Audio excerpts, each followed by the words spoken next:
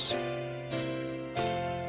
Nuestro amante Padre Celestial, una vez más nos acercamos a tu trono con gratitud en nuestros corazones porque nos has dado tu palabra, que es una brújula segura en un mundo que está bien confundido. Pedimos, Señor, al estudiar en cuanto a la Torre de Babel y el nuevo orden mundial, que tu Espíritu Santo nos acompañe en nuestro estudio. Pedimos que nos des entendimiento para comprender las grandes profecías de la Biblia. Te lo pedimos en el precioso nombre de tu Hijo, Cristo Jesús. Amén. Una vez más, bienvenidos y bienvenidas a esta presentación especial de la serie Descubriendo los Misterios de Génesis. También quiero extender un saludo muy cordial y una bienvenida muy especial a todos los que están viendo esta programación a través de la pantalla de televisión vía satélite. Estamos muy contentos que hayan sintonizado para estar con nosotros. Vamos a comenzar nuestro estudio en este día en el libro de Génesis, el capítulo 9 y el versículo 1. Génesis, el capítulo 9 y el versículo 1. Esto es inmediatamente después del diluvio. Y quiero que noten lo que Dios le dijo a Noé y a su familia después del diluvio. Dice aquí, bendijo Dios a Noé y a sus hijos, y les dijo, fructificad y multiplicaos y llenad la tierra. Es decir, Dios le estaba diciendo a Noé y a sus hijos que llenaran la tierra, que se regaran por la tierra, que proliferaran a través de todo el planeta. Pero la Biblia nos dice que los seres humanos, después de Noé, tenían una idea muy diferente.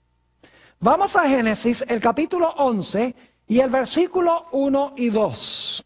Capítulo 11 y el versículo 1 y 2. Y debo decirles que la experiencia de Génesis 11, que es la historia de la Torre de Babel, se está realizando aproximadamente 100 años después del diluvio.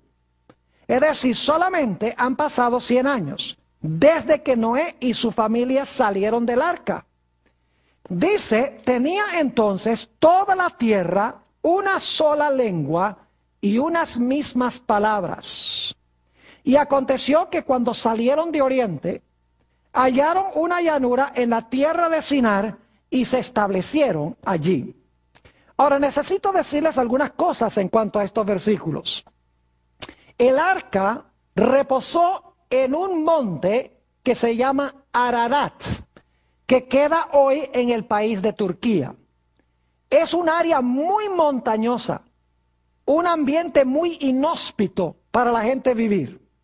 Y por lo tanto, no cabe duda que los que salieron del arca decidieron no quedarse en esa región, sino buscar un lugar más propicio para vivir. Y por lo tanto, emigraron de Turquía y fueron hacia el oriente, al valle de Sinar, como dice aquí. En realidad, eso queda en el valle de Mesopotamia. La palabra Mesopotamia significa entre dos ríos, el río Éufrates y el río Tigris. Es decir, se establecieron allí en ese valle donde hoy queda Irak. Y nos dice este versículo que establecidos allí tenían todos un mismo idioma. Es decir, estaban unidos por un mismo hablar y por un mismo sentir. Ahora, según estudiamos en Génesis 3 y el versículo 15, Dios iba a mandar una simiente al mundo para golpear mortalmente la cabeza de la serpiente o la cabeza de Satanás. Satanás, como hemos visto, se propuso a que no iba a permitir que esa simiente viniera. Y la historia de la Torre de Babel ilustra una vez más cómo Satanás está obrando para impedir que venga la simiente. Era la intención de Satanás, con lo que sucedió en la Torre de Babel, desmoralizar al mundo por completo poco tiempo después del diluvio. Quería corromper a toda la raza humana con el fin de que la simiente no pudiese venir. Habiendo eliminado el linaje, tenía la esperanza de que sin linaje no iba a venir la simiente prometida al mundo. Es decir, la experiencia de la Torre de Babel tenía el propósito de consolidar a los seres humanos en rebelión contra Dios, que desapareciera el linaje santo y de esa manera no pudiera venir el Mesías al mundo. Ahora es importante para nosotros reconocer quién construyó la Torre de Babel. Fue un individuo llamado Nimrod. Ahora, más de 70 veces en el libro de Génesis, el nombre denota algo muy importante. Ustedes miren los 50 capítulos de Génesis y van a encontrar que constantemente los nombres tienen importancia, no son solamente distintivos. Es decir, el significado del nombre es importante. Así que el nombre Nimrod debe ser muy importante, su significado. El nombre Nimrod en hebreo significa rebelión. Es decir, el constructor de la Torre de Babel y de la ciudad, junto con la torre, fue Nimrod, cuyo nombre significa rebelión. Su propio nombre indica la intención que él tenía al construir esa torre. Dicho sea de paso, Nimrod viene claro, un hijo de Noé, pero en realidad era era un nieto de Noé, pero era de Cam, hijo de Noé. Y las peores naciones aparecieron fue de Cam. Por ejemplo, si ustedes leen la genealogía en Génesis el capítulo 10 de los hijos de Noé, van a encontrar que Nimrod vino de Cam y de Cam también vinieron las siguientes naciones: Asiria y todas las naciones cananeas que luego procuraron destruir al pueblo de Israel. Es decir, Cam, de los 3 hijos de Noé, Sem continúa el linaje santo. Jafet, hay varias naciones que son medio malas de Jafet, pero las peores naciones, las más inicuas, vienen de Cam. Y Nimrod era descendiente de Cam. Ahora vamos a Génesis el capítulo 11 y los versículos 3 y 4. Génesis el capítulo 11 y los versículos 3 y 4. Ya hemos estudiado los versículos 1 y 2, ahora vamos a ver qué dicen estos versículos. Dice, y se dijeron unos a otros, vamos, hagamos ladrillo y cozámoslo con fuego. Y les sirvió el ladrillo en lugar de piedra y el asfalto en lugar de mezcla. Y dijeron, vamos, edifiquémonos una ciudad y una torre, cuya cúspide llegue al cielo. Y hagámonos un nombre, por si fuéramos esparcidos sobre la faz de toda la tierra. Hay varios puntos importantes en estos versículos. En primer lugar, notamos que ellos no querían quedar esparcidos sobre la tierra. Estaban desobedeciendo a Dios. Dios dijo, mi plan no es que se consoliden en un lugar, sino que se esparzan y formen sociedades a través de toda la tierra. Pero ellos no querían estar esparcidos. También notamos 2 palabras claves. Dicen, edifiquémonos. Dicen, hagámonos. Uno puede darse cuenta en esas palabras de la empresa egoísta. No dice, hagamos, edifiquemos. Dice, hagámonos a nosotros. Edifiquémonos una ciudad y una torre que llegue hasta el cielo. Es interesante notar que en este versículo 3 y 4, y quiero que vayamos allí otra vez porque hay un detalle muy importante en el versículo 3 y 4 de Génesis 11, dice, hagámonos un nombre. Hagámonos un nombre. En realidad lo que significa es, hagámonos famosos. Que nuestro nombre sea recordado indefinidamente. Es decir, era una empresa egoísta. Edifiquémonos, hagámonos un nombre. Es decir, lleguemos a ser famosos sobre la tierra. Saben que es muy interesante que esta palabra que se usa aquí, hagámonos un nombre, es la misma expresión que aparece en Génesis 6 y el versículo 2. Si van conmigo allí un momentico, Génesis el capítulo 6 y el versículo 2, a donde se habla de la mezcla entre los hijos de Dios y las hijas de los hombres. Note lo que dice en el versículo 2 de Génesis 6. Dice que viendo los hijos de Dios que las hijas de los hombres eran hermosas, tomaron para sí mujeres, escogiendo entre todas. Y luego quiero ir al versículo 4. Había gigantes en la tierra en aquellos días. Y también después que se llegaron los hijos de Dios a las hijas de los hombres, y les engendraron hijos. Estos fueron los valientes que desde la antigüedad fueron varones ¿de qué? De renombre. Es la mismita expresión que aparece en Génesis el capítulo 11, cuando dice, hagámonos un nombre. Es decir, querían ser de renombre. Y si ustedes ven en Génesis 6 y el versículo 2, los que son gigantes, gentes de renombre, son gigantes para el mal. Porque dice que todo designio del pensamiento del corazón de ellos era de continuo solamente, ¿qué cosa? El mal. Es decir, eran de renombre por su maldad y por su separación de Dios. Es decir, que esta empresa era una empresa egoísta, una empresa de rebelión contra Dios.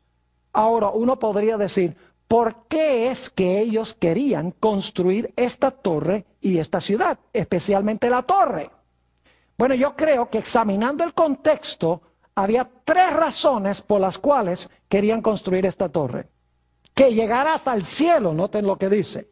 En primer lugar, creo yo que ellos querían hacer una torre tan alta que pudieran explicar la razón por el diluvio. Porque había llovido y nunca antes del diluvio había llovido. Y ellos dicen, no es científico la idea del diluvio. Quisiéramos saber cómo es que pasó ese diluvio. Y querían edificar una torre que llegara al cielo para explicar la razón por la cual había venido el diluvio. Pero había una razón aún más importante en sus mentes. Y era que ellos se querían construir una torre más alta que lo que habían alcanzado las aguas del diluvio. En caso de que viniese otro diluvio, pudiesen ellos salvarse a sí mismos y Dios no pudiese destruirlos. Una tercera razón es que ellos, en realidad, esta torre, si ustedes miran la arquitectura que se ha descubierto en las excavaciones arqueológicas, van a encontrar que construían allá lo que se llaman templos sikurat. Eran templos con 7 niveles. Y los sacerdotes de esta religión subían por los 7 niveles y cuando llegaban al ápice de la torre, se concebía que habían alcanzado la altura de Dios.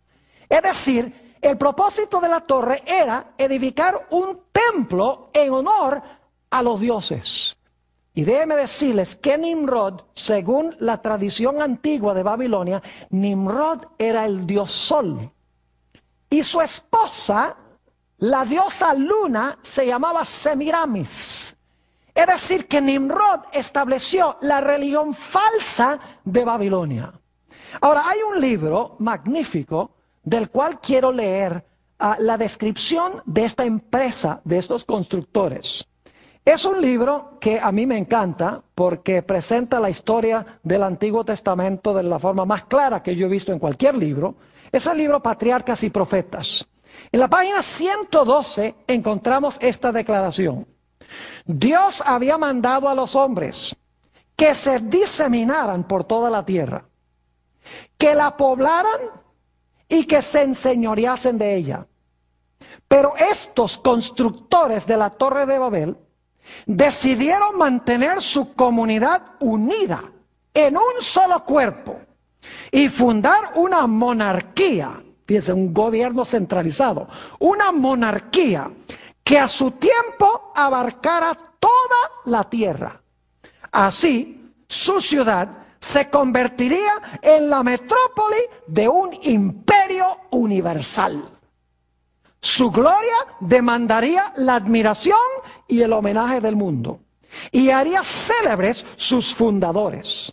La magnífica torre, que debía alcanzar hasta los cielos, estaba destinada a ser algo así como un monumento del poder y la sabiduría de sus constructores, para perpetuar su fama hasta las últimas generaciones.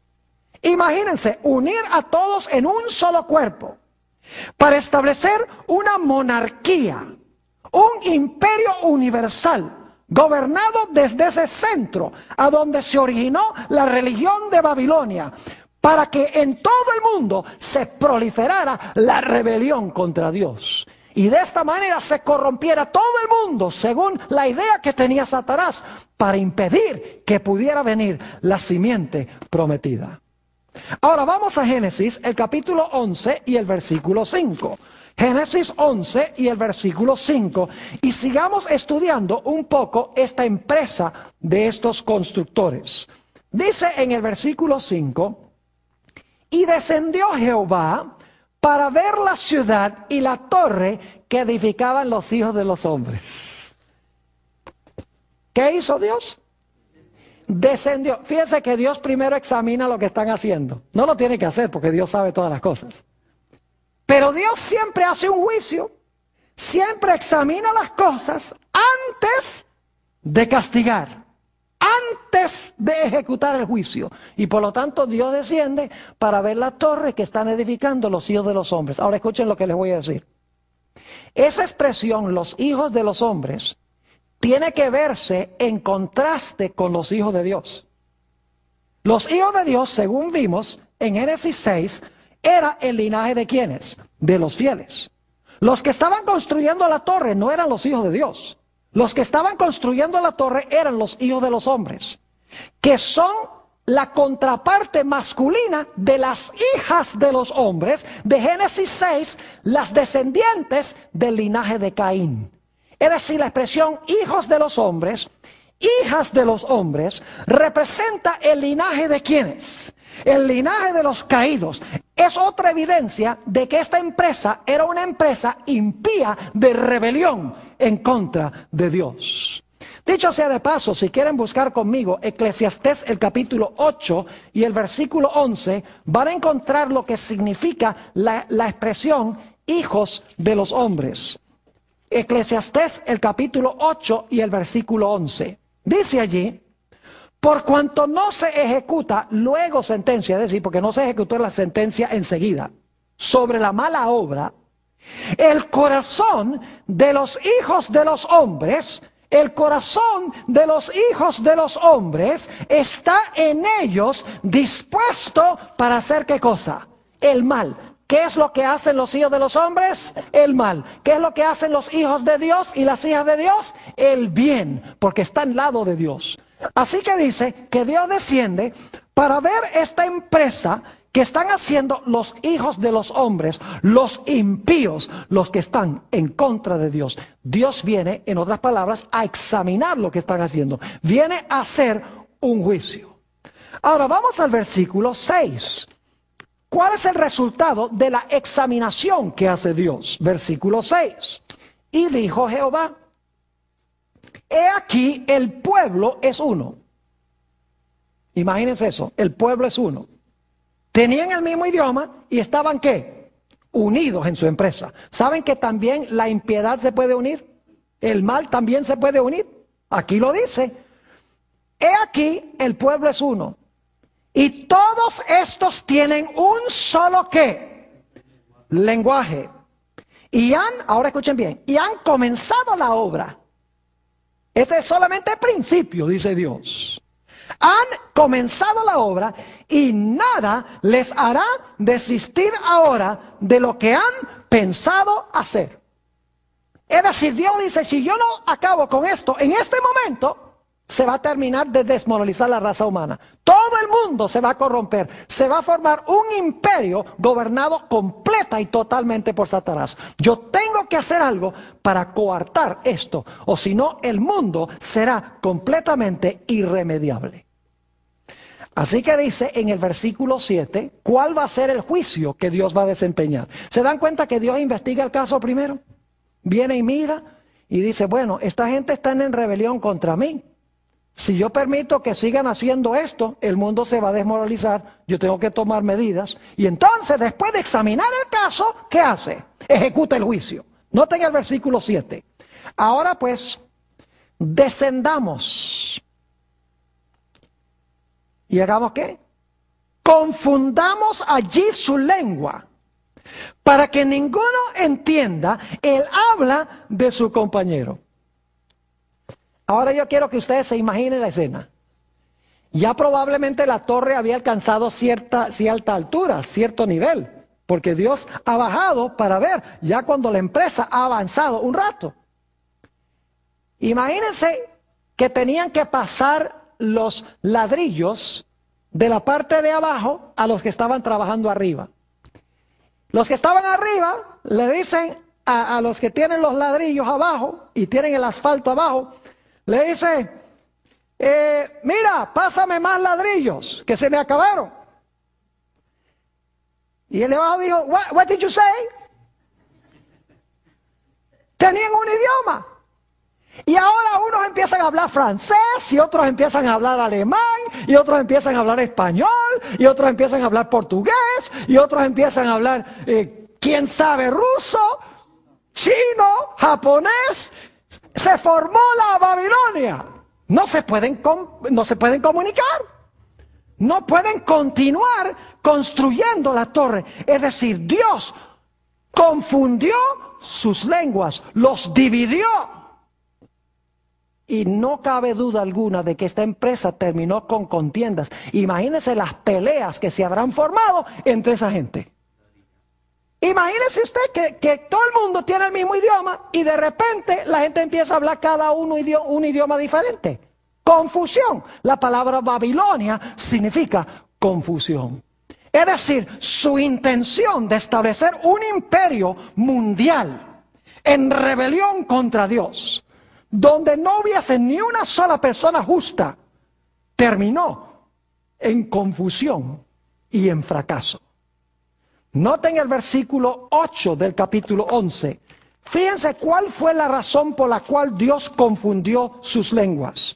Dice en el versículo 8, así los esparció Jehová desde allí sobre la faz de toda la tierra y dejaron de edificar la ciudad. ¿Cuál fue el propósito por el cual Dios confundió sus lenguas? ¿Para que qué? Para que se esparcieran por toda la tierra. Eso es lo que él había dicho que debían hacer. Pero ellos quisieron consolidar el mal, quisieron unirse en rebelión contra Dios. Dios dijo, no, lo que voy a hacer es confundir sus idiomas. Y ahora escuchen bien lo que pasó. ¿Creen ustedes que es un buen plan tener muchas naciones, muchas lenguas, muchas diferentes culturas? Yo creo que sí debe haber. Yo sé que es un buen plan. Y ustedes dicen, ¿por qué razón? Debe explicarles por qué Dios vio que era un buen plan. Es mucho más difícil crear una rebelión mundial con muchos diferentes grupos pequeños. Es mucho más difícil que todo el mundo se una comúnmente en rebelión cuando uno tiene muchos diferentes idiomas, muchas diferentes sociedades y muchas diferentes culturas. Dios confundió las lenguas para que no se pudiera consolidar el mal en un lugar, para que todos no hablaran el mismo idioma y de esta manera se centralizara y se consolidara el mal, como querían hacer ellos cuando hablaban todos el mismo idioma. ¿Están entendiendo lo que estoy diciendo? Es decir, el plan de Dios fue un buen plan. Ahora necesitamos hacer una transición. Hemos estudiado en cuanto a los constructores de la torre. Una empresa egoísta. Una empresa de rebelión contra Dios, denotado por el nombre Nimrod, el que se concebía como el dios Sol.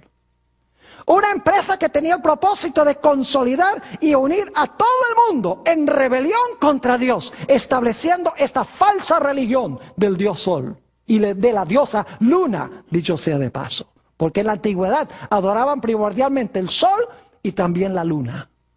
Y Dios dijo, no, esto no lo voy a permitir porque me van a desmoralizar el mundo, se va a perder el linaje santo y no voy a poder traer el Mesías al mundo. Así que Dios los dividió, se esparcieron y ahora el mal no se podía consolidar.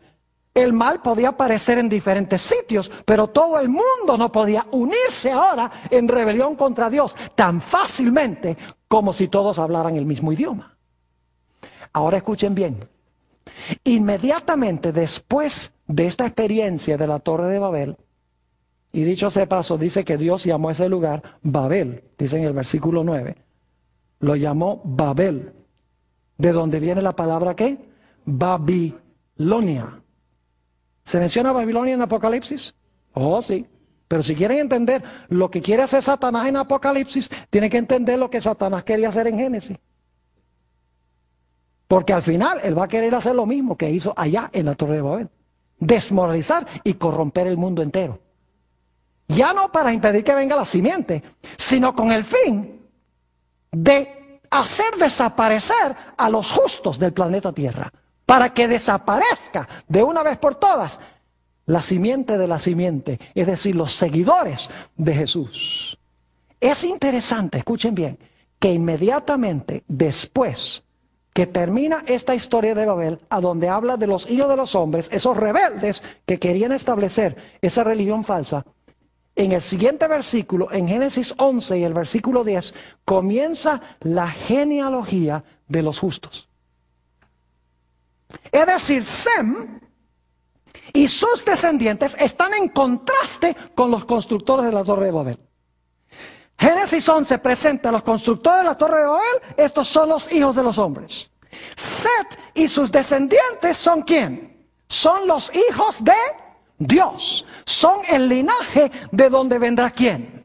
De donde vendrá el Mesías. Es decir, en Génesis 11 tenemos otra vez la idea de las dos simientes. Los constructores de la torre que quieren consolidar el mundo en rebelión contra Dios.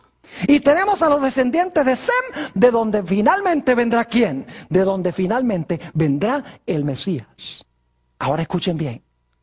Poco después que se construyera la Torre de Babel y Dios confundiera las lenguas, nació un hombre llamado Taré. ¿Saben ustedes quién fue Taré? El padre de Abraham. Y sucedió poco después de la Torre de Babel. Unos pocos años nada más. Y quiero que noten lo que empezó a suceder con Taré. Vayan conmigo a Hechos 7. Vamos a leer dos pasajes. Hechos 7, 2 al 4 primero. Y luego vamos a ir a otro pasaje. Hechos 7 y el versículo 2 hasta el versículo 4. Aquí está hablando a Esteban sobre la experiencia del pueblo de Israel. Y dice, y él dijo, varones hermanos y padres, oíd. El Dios de la gloria apareció a nuestro padre Abraham, estando ¿dónde? ¿Dónde estaba Abraham? Oh, ¿y qué se construyó allí? La Torre de Babel, en Mesopotamia, antes que morase en Harán. ¿Y qué le dijo Dios? Y le dijo, sal de tu tierra y de tu parentela, y ven a la tierra que yo te mostraré. Entonces salió de la tierra de ¿quiénes? De los caldeos, y habitó en Harán. Yo pregunto, ¿quiénes eran los caldeos? Los babilonios. ¿Recuerdan en Daniel el capítulo 2 que Nabucodonosor mandó a llamar a los caldeos en el imperio de Babilonia? Es decir, ¿dónde vivía Taré, el padre de Abraham? Vivía en Babilonia. Vivía a donde se construyó ¿qué cosa? La Torre de Babel. Ahora, ¿qué problema había con eso? Vayan conmigo a Josué, el capítulo 24. Josué, el capítulo 24, y vamos a leer los versículos 2 y 3. Josué 24 y los versículos 2 y 3. Había un problema con Taré allí en Babilonia. Satanás estaba tratando de hacer algo con él. Dice en el versículo 2, y dijo Josué a todo el pueblo, así dice Jehová, Dios de Israel, vuestros padres habitaron antiguamente al otro lado del río, esto es, Taré, padre de Abraham y de Nacor, y fíjense lo que dice, y servían ¿qué cosa? Dioses extraños. ¿A dónde se establecieron esos dioses extraños? En Babel, exactamente. Es decir, Taré se estaba corrompiendo con la idolatría de Babel. Y por lo tanto, ¿qué hace Dios? Versículo 3. Y yo tomé a vuestro padre Abraham del otro lado del río, es el río Éufrates, y lo traje por toda la tierra de Canaán y aumenté su descendencia y le di ¿a quién? Y le di a Isaac. ¿Qué hizo Dios para salvar a Abraham? Para que no se corrompiera con la falsa religión de Babilonia, para que no desapareciera el linaje de donde iba a venir el Mesías. Dice que Dios Dios lo sacó para que el linaje santo no se terminara de ¿qué? De corromper. Y ahora escuchen lo que les voy a decir. La mayoría de los expositores de las profecías hoy en día dicen que las profecías todas se centran en Israel. Oh, sí, se va a reconstruir el templo de Jerusalén allá. Y se va a levantar un anticristo que se va a sentar allá en el templo. Y luego van a venir los chinos y los rusos y van a atacar allá a Israel. Es decir, toda la interpretación de las profecías se centra en Israel. Pero ¿saben algo? Las profecías no se centran en Israel. Las profecías se centran en Jesús. Y les voy a explicar cómo es eso. Dios escogió, ahora escuchen bien, Dios escogió a Abraham, un individuo, con el fin de que de Abraham viniese un ¿qué? ¿Un pueblo o una nación? Vayan otra vez. Dios escogió a Abraham, un individuo, para que de ese individuo creciera una gran ¿qué? Un gran linaje, una gran nación, para que de esa nación viniera un individuo. Y luego, de ese individuo se iba a levantar una nación para proclamar el mensaje en cuanto a ese individuo. Es decir, Dios llama a un individuo para formar una nación. De esa nación va a nacer un individuo, pero luego el pueblo de ese individuo va a proclamar el mensaje en cuanto a lo que hizo ese individuo por la raza humana. Es decir, el propósito por el cual Dios escogió a Abraham no es porque Abraham era especial, no es porque el pueblo de Israel que vino de Abraham era especial. El propósito por el cual escogió a Abraham y escogió al pueblo de Israel era porque de Abraham y de Israel iba a venir ¿quién? Iba a venir el Mesías prometido. Es decir, el centro de las profecías no es Abraham, no es Israel. Abraham e Israel son funcionales para traer al mundo al Mesías. Y luego el pueblo del Mesías, después del día del Pentecostés, van a ir a Jerusalén, a Samaria y a todos los confines de la tierra con el mensaje de este individuo. Una nueva nación, la iglesia cristiana, proclamando el mensaje de Jesús. Es decir, el centro de las profecías no se encuentra en Israel ni en Abraham. El centro se encuentra en Jesús. Note lo que dice Gálatas 3:16. Está clarísimo en la Biblia.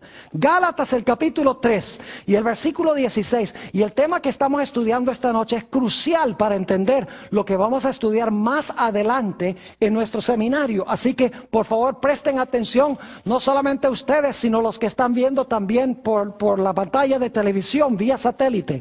Gálatas el capítulo 3 y el versículo 16. Ahora bien, a Abraham fueron hechas las promesas y a su simiente. No dice y a las simientes como si hablase de muchos, sino como de uno, y a tu simiente, la cual es Cristo. ¿A quién se le hicieron las promesas? Las promesas se le hicieron a Abraham, pero especialmente a su simiente, y la simiente de Abraham, ¿quién es? Cristo. Es decir, el propósito de las profecías no es Israel, el propósito de las profecías es apuntar hacia Jesús. Noten 2 de Corintios, el capítulo 1 y el versículo 20. 2 de Corintios, el capítulo 1 y el versículo 20. Aquí habla de las promesas que Dios ha hecho, ya sea a Abraham o cualquier promesa que haya hecho. Dice allí, porque todas las promesas de Dios son en él sí. y en él, amén, por medio de vosotros, para la gloria de Dios.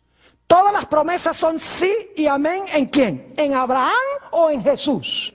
Es decir, las promesas que Dios le dio a Abraham, no las trae Abraham a fructificación, sino que las promesas las trae ¿quién? ¿Y las cumple quién? Las cumple Jesús. Es decir, las profecías son mesiánicas. No debemos enfocarnos en el pueblo de Israel. Y Dios colocó, escúcheme, Dios colocó al pueblo de Israel en la encrucijada de 3 continentes: África, Europa y Asia, con el fin de que todas las naciones tuvieran que pasar por allí, para que Israel anunciara que iba a venir allí a Canaán, iba a nacer allí en la tierra de Israel el Mesías prometido.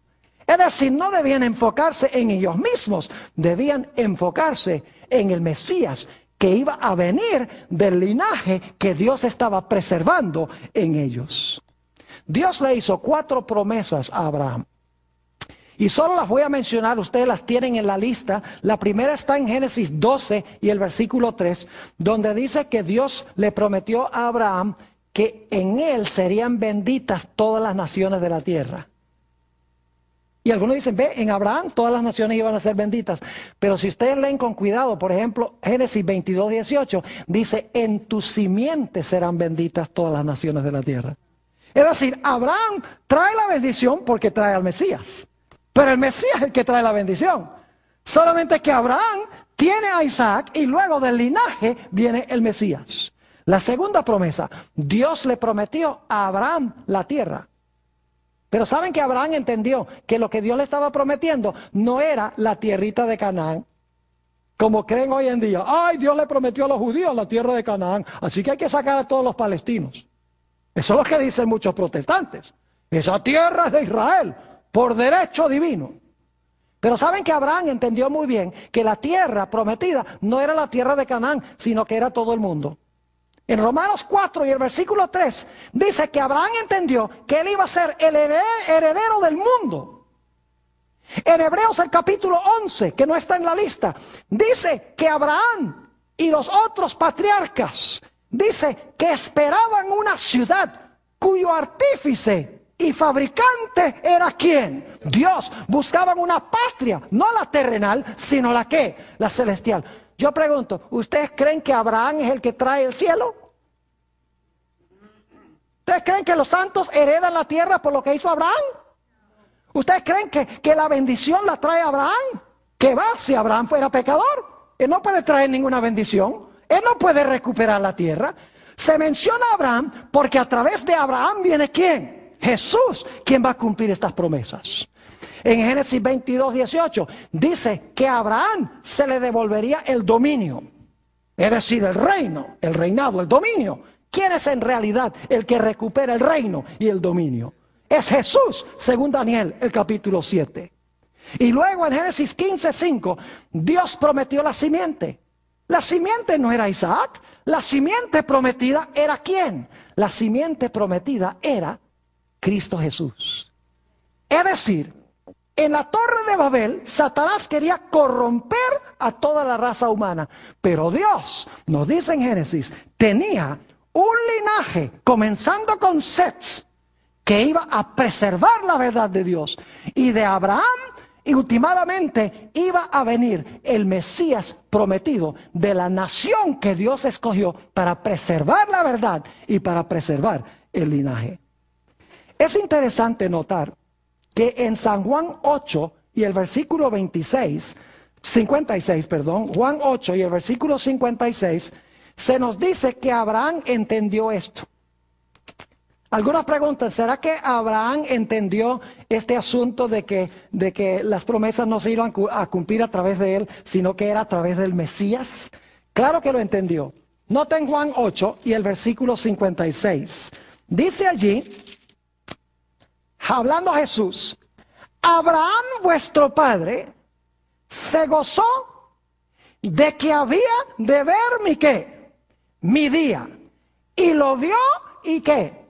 Y se gozó. Y en nuestro próximo tema vamos a estudiar la experiencia de Génesis 22, donde Dios manda a Abraham a sacrificar a su hijo Isaac.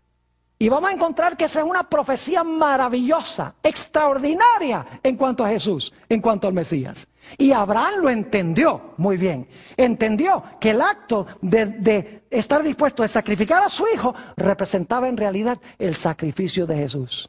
Abraham vio mi día y dice, y se gozó. Abraham entendió que la bendición no la iba a traer él. La bendición la iba a traer el Mesías. Es decir, Dios escogió a Sem.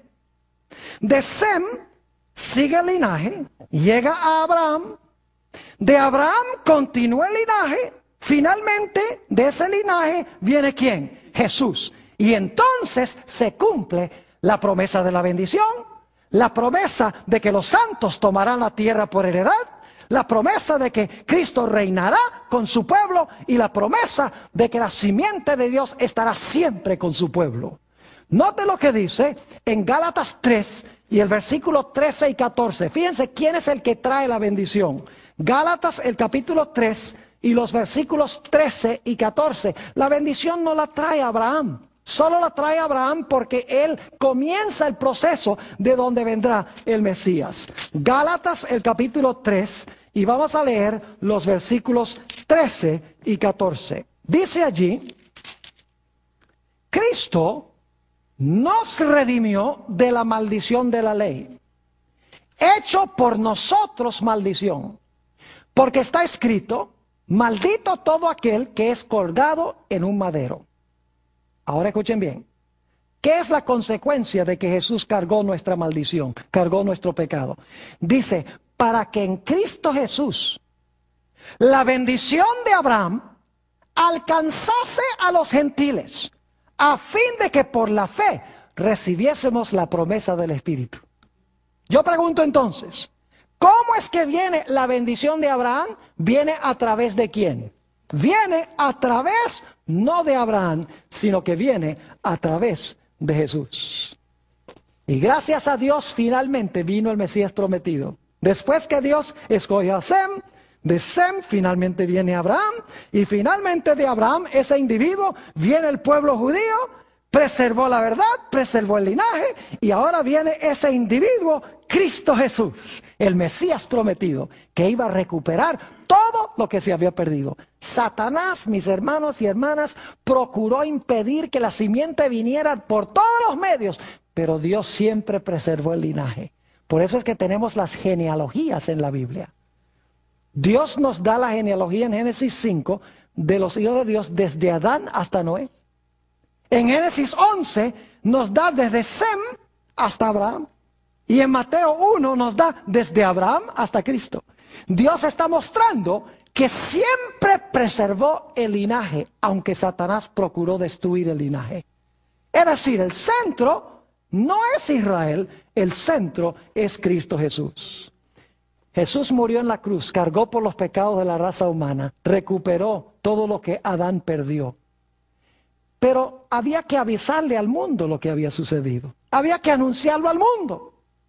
Y por lo tanto, 50 días después de la resurrección de Jesús, encontramos que llega el día del Pentecostés. Y ahora escuchen bien. En el día del Pentecostés, o inmediatamente antes, Jesús le dice a los discípulos, ustedes me van a ser testigos en Jerusalén, en Judea, en Samaria y hasta los últimos confines de la tierra. Pero había un problema muy serio. Y es que en la Torre de Babel se habían confundido todas las lenguas y los seguidores de Jesús no hablaban sino hebreo y arameo. ¿Ves cómo Dios se complicó la vida con lo que hizo en Babel? Se complicó la vida porque ahora tenía todos estos idiomas. El propósito era dividir el mundo para que no se consolidara el mal y la rebelión. Y ahora tiene un mundo lleno de idiomas y sus pocos seguidores que lo han recibido como Salvador no hablan sino el idioma de Israel o los idiomas de Israel. ¿Sabe lo que hace Dios? Dios dice, ahora yo voy a arreglar el problema de Babel. Y dice que en el día del Pentecostés Dios derrama el Espíritu Santo. ¿Saben cuántas naciones habían presentes en el día del Pentecostés? Vayan conmigo un momento allí. Vayan conmigo al libro de los Hechos, el capítulo 2, para que ustedes vean todas las naciones que había ahí. Todos con su diferente idioma. Como fruto de Babel. Ahora Dios dice, el problema que creé allá, para que no se consolidara el mal, ahora lo voy a arreglar yo también.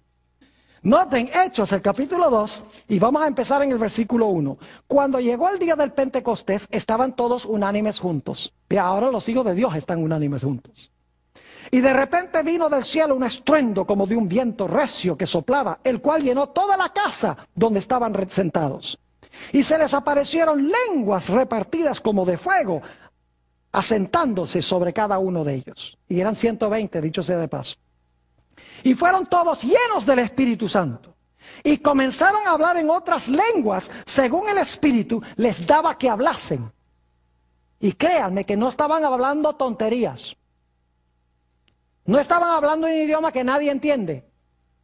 El don de lenguas es un don de hablar idiomas que el que habla no conocía antes, con el fin de compartir el Evangelio de Cristo. Note lo que sigue diciendo en el versículo 5. Moraban entonces en Jerusalén judíos, varones piadosos de todas las naciones bajo el cielo. Todas las naciones que se originaron después de Babel. Y hecho este estruendo, se juntó la multitud y estaban confusos, porque cada uno les oía hablar en su propia lengua. Habían varios predicadores, eran 120, y cada uno estaba hablando un idioma de los que estaban presentes ahí. ¿Ven cómo Dios está arreglando el problema de Babel? Y estaban atónitos y maravillados, diciendo, mirad, ¿no son galileos todos estos que hablan? ¿Cómo pues les oímos nosotros cada uno en nuestra lengua en la que hemos nacido? ¿Cómo es que les oímos hablar en nuestro propio idioma? Y ahora escuchen las naciones. Partos, medos, elamitas y los que habitamos en Mesopotamia, en Judea, en Capadocia, en el Ponto, en Asia, en Frigia, en Panfilia, en Egipto, en las regiones de África más allá de Cirene, y romanos aquí residentes, tanto judíos como prosélitos, cretenses y árabes. 13 naciones. Y dice, les oímos hablar en nuestras lenguas las maravillas de Dios. Ahora fíjense, Dios escogió a Abraham, un individuo. Trajo una nación para preservar la verdad de Dios y para traer el Mesías prometido al mundo. Viene ese individuo de la nación y luego el individuo tiene un pueblo o una nación que tiene que proclamar el mensaje sobre lo que ha hecho el Mesías. Y Dios derrama su Espíritu Santo y le da a esa nueva nación, a la iglesia cristiana, la capacidad de hablar lenguas de las naciones para que puedan contar las maravillosas obras que Dios ha hecho a través de Jesús, el Mesías prometido. Dicho sea de paso, hay 3 palabras claves en Génesis 11 y el versículo 7 que quiero que notemos. Génesis 11:7, por si acaso alguno cree que no hay una conexión entre Babel y Pentecostés, sí lo hay. Dios está arreglando el problema de Babel, pero lo está usando para unir a su pueblo. Fíjense que no le da la capacidad de lenguas a todo el mundo para que se unan de nuevo, sino que le da la capacidad de hablar lenguas a su pueblo, porque sabe que no van a consolidar el mal, sino que van a hablar el bien. Ahora note lo que dice Génesis 11 y el versículo 7. Dice, ahora pues descendamos y confundamos allí su lengua. Esa es la primera palabra, la palabra lengua. Para que ninguno entienda, esa es la segunda palabra clave, ninguno entienda el habla de su compañero. 3 palabras, lengua, entienda y habla. Ahora vayan conmigo al libro de los Hechos, el capítulo 2 y el versículo 6 y 7. Hechos, el capítulo 2 y el versículo 6 y el versículo 7. Las mismas 3 palabras. Dice, y hecho este estruendo, se juntó la multitud y estaban confusos, porque cada uno les oía hablar, ahí está la misma palabra, hablar en su propia lengua. Y estaban atónitos diciendo, mirad, ¿no son galileos todos estos? ¿Cómo pues les oímos hablar cada uno en nuestra lengua en que hemos nacido. Las mismas tres palabras que aparecen en Génesis 11:7 aparecen aquí en Hechos el capítulo 2. Sabemos que Dios está deshaciendo lo que sucedió en la Torre de Babel ahora para proclamar el Evangelio de Cristo. Ahora, en los pocos minutos que nos quedan, yo quiero decirles algo. El diablo, a pesar de que este mundo está compuesto de diferentes naciones y lenguas y sociedades y pueblos, el libro de Apocalipsis nos dice que al mero final de la historia, el diablo va a unir a todo el mundo en rebelión contra Dios. Lo que sucedió en Babel, el establecimiento de la falsa religión, se va a establecer a nivel global, a pesar de todos los idiomas, a pesar de todas las culturas. Por eso Dios ha dado a su pueblo el mensaje para que puedan avisarle al mundo de que no hagan esto.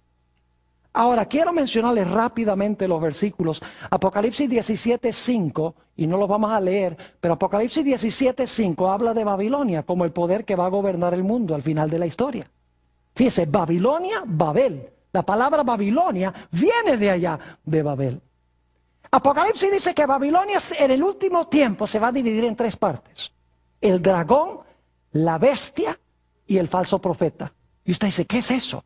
Bueno, tenemos varios temas en esta serie donde vamos a hablar del dragón. Vamos a dedicar uno completo a la bestia y vamos a dedicar uno completo al falso profeta. Babilonia al final de la historia va a unir estos tres poderes, o estos tres grupos se van a unir en unión impía. Y dice en Apocalipsis 17:1 que esta Babilonia, que se compone de tres partes, el dragón, la bestia y el falso profeta, se va a sentar sobre muchas aguas. Se le llama la gran ramera, la religión apóstata, unida con los reyes de la tierra. Dice que se va a sentar sobre muchedumbres, naciones, lenguas y pueblos, que son las aguas de Apocalipsis. Es decir, va a gobernar sobre todas las naciones esta nueva Babilonia, con el fin de establecer un imperio en rebelión en contra de Dios. Y dice en Apocalipsis 18:1-3, que esta Babilonia le va a dar su vino a todas las naciones. El vino del furor de su fornicación. Vamos a encontrar en nuestro estudio en el futuro que el vino representa la falsa religión que se originó allá en Babel, que al final de la historia se habrá proliferado a todo el mundo. Entre esas doctrinas está la doctrina de la inmortalidad del alma. Entre esas doctrinas está la idea de que el domingo es un día santo. Entre esas doctrinas está inclusive, yo no sé si ustedes saben, pero el rosario se usa en diferentes religiones del mundo. El rosario lo usan los hindúes, lo usan los budistas, lo usan los musulmanes, lo usan los católicos. Y uno dice, ¿y cómo es que todos usan lo mismo si son religiones distintas en diferentes regiones del mundo con diferentes idiomas? Porque escuchen, toda la falsa religión se originó en Babel. Todas las naciones se proliferaron de allí. Lo cual significa que muchas de las costumbres originales, como la adoración al sol, la inmortalidad del alma, el uso del rosario, el uso de agua bendita, entre otras cosas, la idea de un infierno que arde para siempre, todas esas doctrinas empezaron en Babel y se proliferaron al mundo. Y la Babilonia final le va a dar a todas las naciones el vino del furor de su fornicación. Y dice en Apocalipsis, y esto lo vamos a estudiar en más detalle, hoy solamente lo estamos introduciendo, dice que los reyes de la tierra, las religiones de la tierra, los comerciantes de la tierra, todas las gentes de la tierra se van a unir en un gran sistema global en rebelión contra Dios. Y dice en Apocalipsis que este sistema va a estar llena de la sangre de los santos y los mártires de Jesús. Es decir, el diablo va a querer extirpar del planeta Tierra a los que son fieles a Dios y no siguen estas falsas ideas religiosas que tiene Babilonia. Y queridos amigos, Dios ha levantado un pueblo en Apocalipsis 14 para proclamar tres mensajes. El primer mensaje dice, teme a Dios y darle gloria, porque la hora de su juicio ha llegado. Y adora al Creador del cielo, la tierra, el mar y las fuentes de las aguas. Y hay un segundo mensaje que dice, si estás en Babilonia, sal de ahí, porque va a venir la destrucción. Si tú estás en alguna de esas 3 divisiones de Babilonia, sal, escapa por tu vida, porque sobre este sistema van a caer las plagas. Y saben que va a pasar con la Babilonia final lo mismo que sucedió con la Babilonia original. Dice en Apocalipsis 17 y los versículos 12, 13 y 17 que el Señor Jesucristo vendrá y dice que derrotará a los reyes, derrotará a la ramera, derrotará a este gran sistema mundial. Dice en Apocalipsis 17, 14, porque Él es el Rey de Reyes y el Señor de Señores. Es decir, hoy en día, mis queridos amigos y hermanos, podemos ver patentemente este sistema de Babilonia que se está formando delante de nuestros ojos. Y le digo que tenemos grandes cosas que estudiar aún en este seminario. Hoy solamente hemos introducido la idea del nuevo orden mundial y hemos visto que hay 2 grupos. El primer grupo son los rebeldes que quieren consolidar el mal a nivel global. Y el otro es el grupo del Mesías, los que vienen del Mesías prometido, los que reciben el don de lenguas para proclamar el Evangelio al mundo para que Cristo pueda venir.